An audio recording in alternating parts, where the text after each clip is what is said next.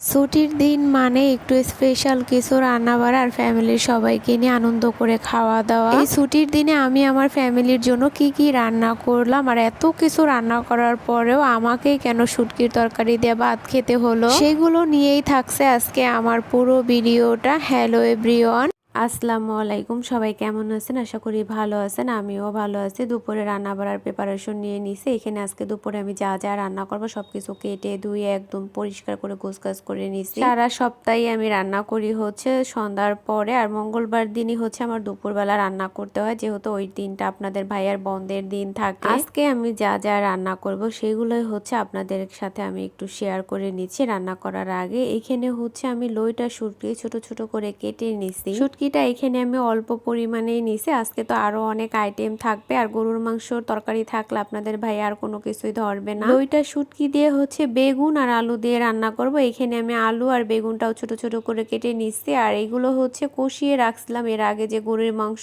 সেই গরুর মাংসটাই বের করে নিছি। কষানো গরুর মাংস দিয়ে হচ্ছে আমি আজকে আলু দিয়ে রান্না করব, এই জন্য এখানে আমি গোল গোল করে আলুও কেটে নিছি। সবকিছু হচ্ছে আমি রেডি করে নিয়ে এখন রান্নাটা বসিয়ে দিচ্ছি। আর প্রথমেতে হচ্ছে আমি শুটকির তরকারিটা রান্না করে নিব, সেই জন্য হচ্ছে এখানে আগে আমি শুটকিগুলো শুকনো করার ভিতরে ভেজে নিচ্ছি। প্রতি বছর রমজান ঈদের পরে হচ্ছে ফ্যামিলির সবাইকে নিয়ে ছোটখাটো একটা আয়োজন করা হয় আমার বাসায়, কিন্তু এইবার রমজান ঈদের পরে কোনো কিছুই করা হয়েছিল না, যে কোনো একটা কারণ ছিল। পুরো একটা সপ্তাহ ছুটি কাটানোর পর মধ্যেও হচ্ছে আপনাদের ভাইয়ার জন্য আমি ভালো কোনো কিছু রান্না করে খাওয়াতে পারিনি বা খাওয়াইনি। এই জন্য আপনাদের ভাই আমাকে মাঝে মধ্যেই বলতো, এইবার আর তুমি আমাকে কোনো কিছু রান্না করে খাওয়ালে না। আমার ছেলেটাও একটু পোলাও মাংস পছন্দ করে, এই জন্য হচ্ছে ও 2-1 দিন পর পরই আমাকে বারবার বলবে, মা আমার জন্য পোলাও রান্না করে দাও। সপ্তাহে একটা দিন আপনাদের ভাইয়ার বন্ধ থাকে। সবকিছু আর কি মিলিয়ে ঝিলিয়ে আজকের এই মঙ্গলবারটা একটু স্পেশাল ভাবে সবকিছু করার চেষ্টা করতেছি। কথা বলতে বলতে শুটকির তরকারিটা আমার কষানো হয়ে গেছে। পরিমাণ মতো পানি দিয়ে আমি তরকারিটা এখানে রান্না করে নিলাম। এরপরেও হচ্ছে আমি মাংসটাও কষিয়ে নিচ্ছি। মাংসগুলো যেহেতু আগে থেকে একটু কষানো ছিল, এই জন্য আলুগুলো আমি একটু হলুদ লবণ দিয়ে ভেজে তারপর অল্প পরিমাণে মশলা কষিয়ে ওর ভিতরে আলু আর মাংসটা আবার ভালোভাবে একটু কষিয়ে নিচ্ছি। যেহেতু অনেকটা দিন ফ্রিজে ছিল, স্বামী সন্তানের কথা চিন্তা করে তো তাদের পছন্দের খাবারগুলোই রান্না করতেছি, কিন্তু আমার জন্য আমি কি রান্না করব সেই চিন্তা করতেছিলাম। বেলার ভিতরে যেহেতু আমি দুপুরবেলা একটু